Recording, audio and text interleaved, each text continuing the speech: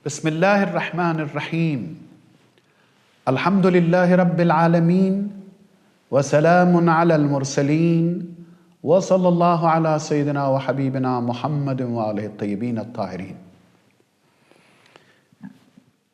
If you may remember, I was talking about Islamic teachings with regard to child education. Finally, I decided to focus on Fatimi educational teachings with regard to child education. It is very important for us as Shia to know the teachings of Fatima Zahra with regard to child education. I provided you some points in my previous sessions, and I try to provide you more in this final session. One of the very important educational standard for parents is that we have to educate our children for discipline from our home. If we realize, if we feel, if we want, if we wish to have children with discipline, we need to begin disciplinizing from home. Having discipline and taking right turn begins from home. One very nice story. Look, I provide you the story and then I come up with the message. Prophet Muhammad sallallahu alayhi wa alihi wasallam was taking rest at Fatima's house. Prophet visited Fatima's house and he was taking rest in Fatima's house. Hassan suddenly came to Prophet and asked about a little water. He said, "Oh Dad, I'm thirsty. I need water." Prophet Muhammad sallallahu alayhi wa sallam got a little milk instead and gave it to Hassan. He looked around, he couldn't find water. So he got a little amount of milk and gave it to Hassan. When Hussein was looking at Hassan that he was receiving milk from Prophet Muhammad sallallahu alayhi wa sallam, run to be the first. He ran to Prophet Muhammad sallallahu alayhi wa sallam to be the first. Prophet Muhammad did not let that. He wanted to be first, but Prophet did not let that. Fatima salawatullahi wa salamuhu alayhi was looking at the scene. And she said, "Oh Dad, do you like Hassan more than Hussein? Why don't you let Hussein? Hussein is younger. Why don't you let Hussein to take the milk? Why are you insisting to give the milk to Hassan? Do you like Hassan more?" Prophet Muhammad sallallahu alayhi wa sallam replied, "Dear Fatima, no, I like them both. I like both, but Hassan asked me first.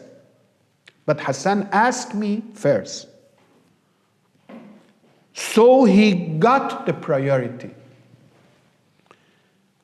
They must learn to take the right turn."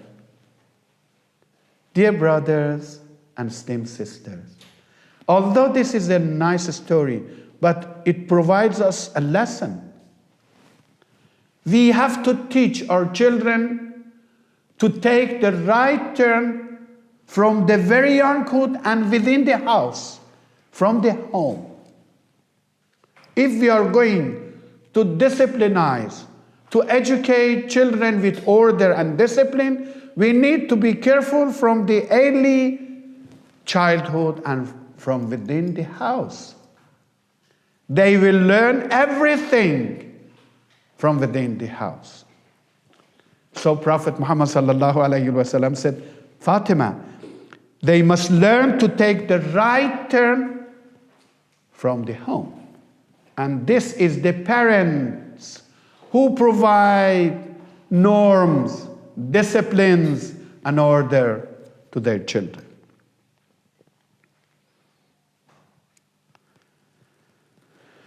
Next one. Being just in training children in all aspects, particularly in physical education.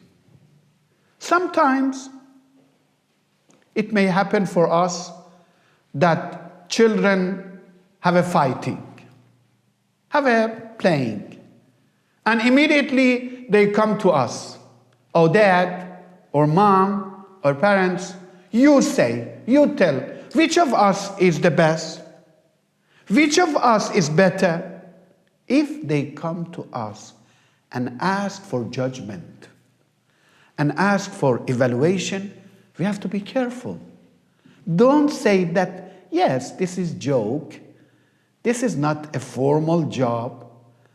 This is home. Don't say that. Just begins from the treatment that you provide within your house. Hassanain were wrestling in front of Prophet. They were wrestling. Prophet was encouraging Hassan and said, Hassan, good boy, you go over. Prophet was encouraging just Hassan.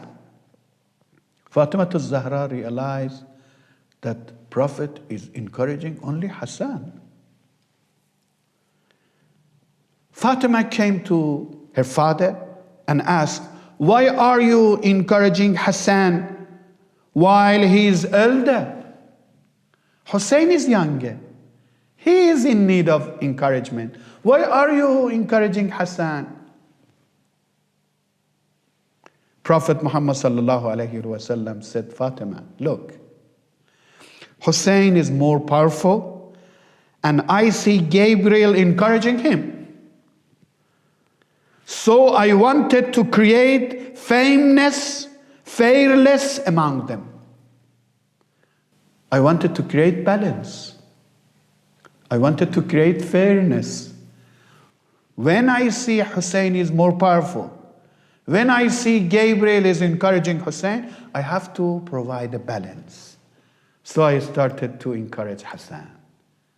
If you do this within your house, within your home, then in future, they learn, they realize, they welcome to be just, to avoid discrimination.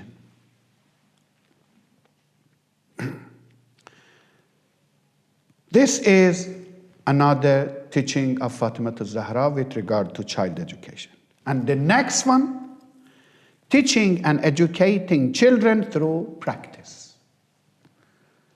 Teaching and educating children through practice.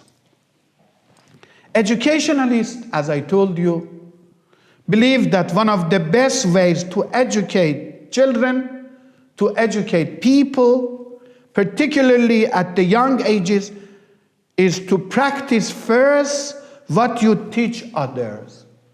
When you teach someone, practice yourself. When you practice first and then you teach others, it remains forever. It remains forever for children's subconscious or unconscious. Whatever you practice, it goes to the subconscious of children or unconscious of children. But if you just tell, if you provide verbal advices, it goes to conscious mind.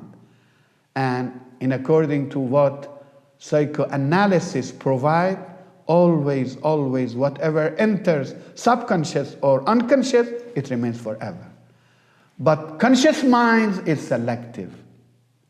Keep in mind that conscious mind of children, conscious mind of us is selective.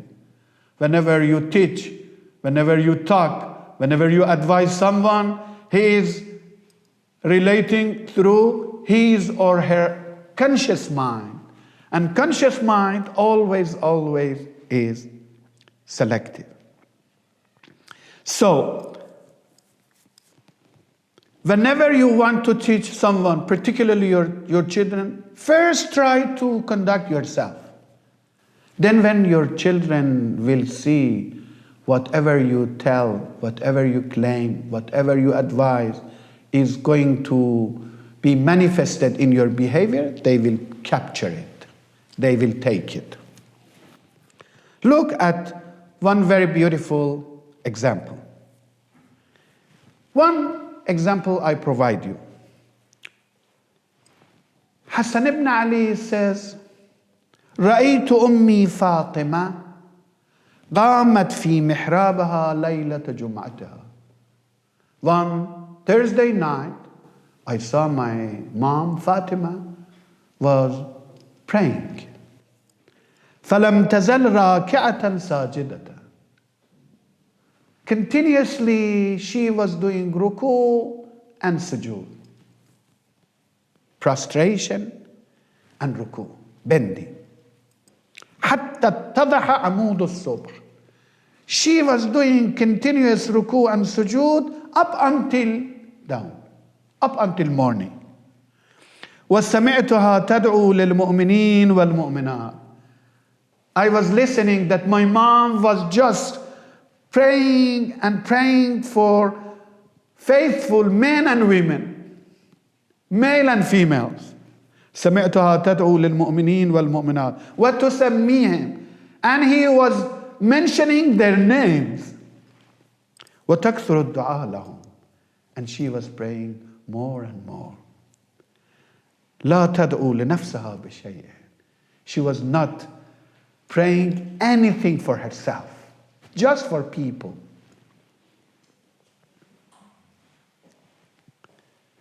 فقلت لها يا أماه لما لا تدعين لنفسك.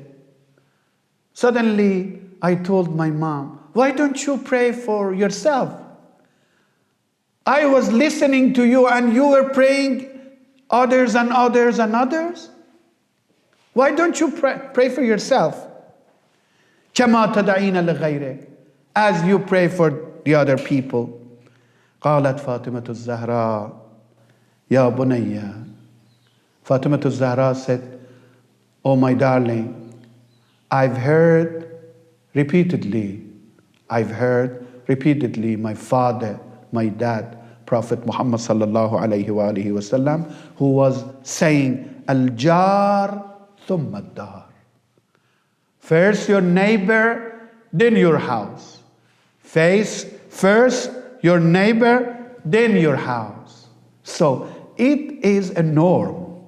This is a culture of care, culture of responsibility. When your children, they look at you, they look at your behavior, they look at your conduction, they will take from your behavior much more than what they take from our words and our sayings. So whatever we say, it goes to their conscious mind, and whatever we behave and we practice at home, it remains in their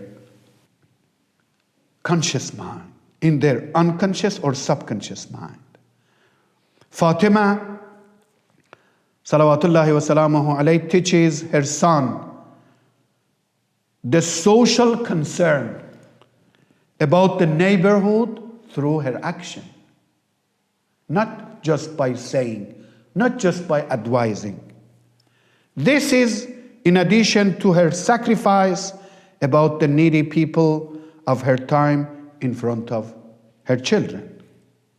Fatima Zahra salawatullahi wa salamuhu alayh, and the story of new curtain at the entrance gate and sending it through Hassanain to Prophet for the needy people is another story for the careless responsibility of Fatima Zahra.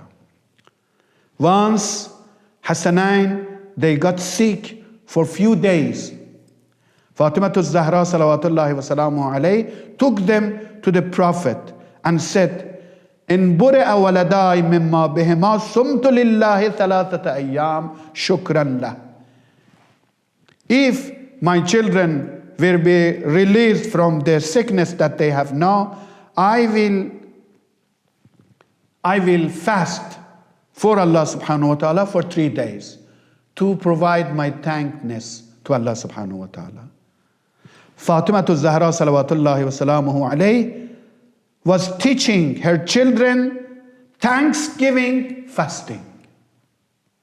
Thanksgiving fasting. So there is a question here that normally what do we do? What do we do in these situations when we face that our children are sick, are ill? Do we go through the same way? If we are going to have healthy, educated Muslim children, we need to teach them through our practice.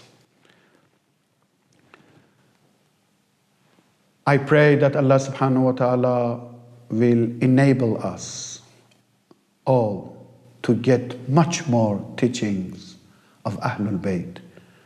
Not only in terms of just praying and reciting Ziyarat Ashura, Ziyarat Dai Kumail and Dai Nudbe, but it is a duty for all of us to come to the school of Ahlul Bayt and get lessons and teachings with regard to daily life. One important aspect is child education. I provided you just some examples.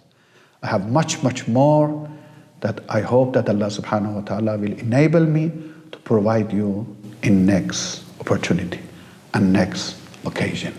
Wassalamu alaikum wa rahmatullahi wa barakatuh.